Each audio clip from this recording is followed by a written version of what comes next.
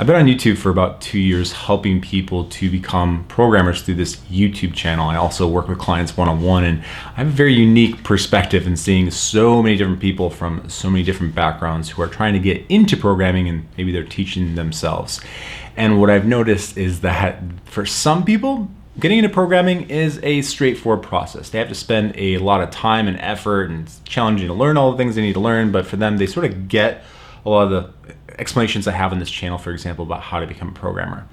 There's other people who just don't quite understand what I'm talking about, right? In other words, they watch my videos, they're like, I get it, I'm trying to figure this out, but when they actually go to learn this on their own, they just can't quite put all the concepts together, so they really struggle. So in this video, I want to maybe give those of you out there who do feel like this process is very arduous, it's very challenging, I want to give you an explanation of why that could be. There's something I've noticed, a very common pattern or thread amongst people who struggle. So I'm going to cover that in this video. Hopefully it'll help you to kind of see things a little bit differently. By the way, if you have no idea who I am, let me introduce myself here. I'm Andy Sterkowitz. I'm a self-taught programmer. I taught myself to code way back in 2014.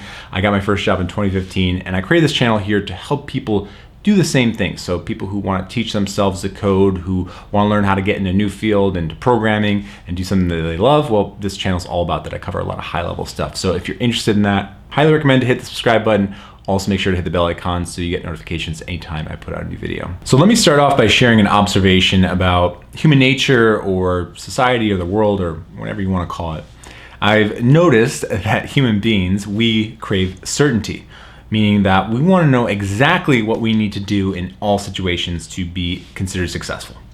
So this plays itself out with software development. I get a lot of comments and people reaching out to me, and they ask, what are the exact things I need to know to become a software developer? Like, what's going to guarantee that I get a job? And they usually use that word guarantee, or they know 100% that they can get a job.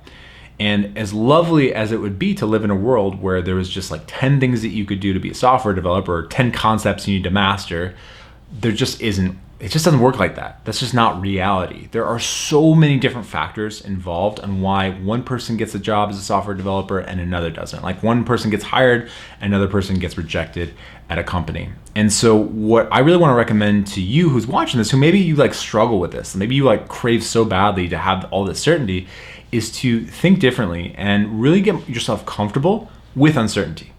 So you really have to kind of change how you think about things, meaning that if you do crave this constant, like, I need to know these things, like I need to know what this is, and you're constantly looking for that information, let that go. Become comfortable with the idea that all you can really do is take steps or take action to increase the probability or likelihood that you're going to get hired, right? So things that can increase the likelihood that you're going to get a job interview, and then things that are going to increase the likelihood that you actually get the job.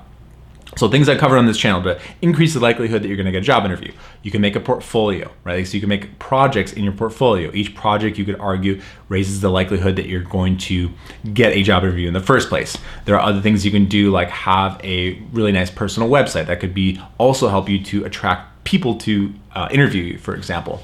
Then once you get the job interview, there are things you can do, like obviously learn how to interview better. Like, there are definitely different tactics you can use to give off a good vibe, answer questions well in the behavioral part of the interview. You can prepare by practicing leak coding problems. You can practice by just knowing how to pass the technical assessment, which there's plenty of videos that other people have covered. I have a few as well. Either way, anything that you're gonna do, any action you're gonna take is just going to increase the probability, increase the likelihood that you are going to get that job offer at the end of the day. But there are no guarantees. Like, if you think that just being the most skilled developer, or let's say a very skilled software developer, guarantees that you're going to get you a job, it just doesn't work like that. There could be two people who interview at the same company. One person could be really advanced, they could have really good skills, and then another person could be average, and the average guy or girl could get hired over the advanced person. That happens. I don't know how often that happens, but it definitely happens. And it can happen for many reasons. One reason is that the company's technical assessment could be very poor, meaning it doesn't really assess talent that well. And so they saw the average developer as actually being better than the skilled developer.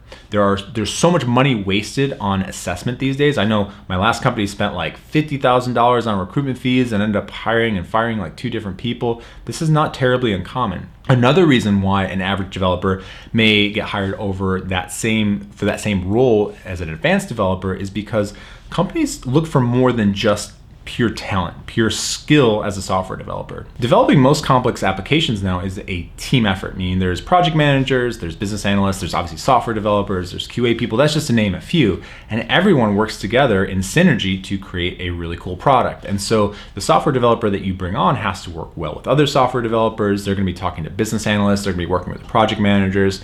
And if a person is abrasive, no matter how skilled they are, or even if they just don't really communicate well, they may not be a good fit for that team.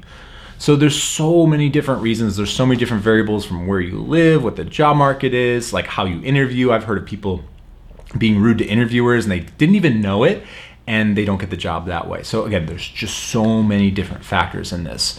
But the point is, if you don't remember anything else I'm saying, is that you have to get more comfortable with this idea. The fact that you could do all of the right things and you may still not get a job. So you have to be focusing on each part of that process, like from the job interview part to getting the job interview to increasing your skill set so they are good enough to start interviewing.